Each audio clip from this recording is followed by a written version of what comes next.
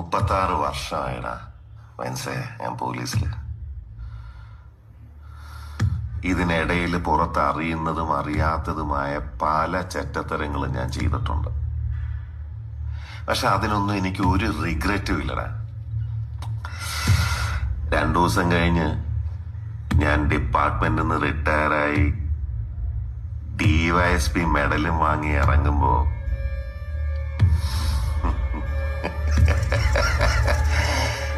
George sir പഴയ George sir തന്നെയാണ്. നീ ആരെയാണ് ഈ പേടിപ്പിക്കുന്നേ? എന്നെ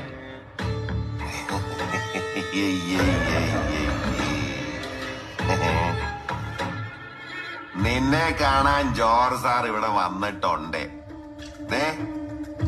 നിന്റെ മുമ്പില് ജോർജ് സാർ ഇങ്ങനെ നിൽക്കുന്നുണ്ടേലേ നീ ജോർജ് സാറിനെ ഇനിയും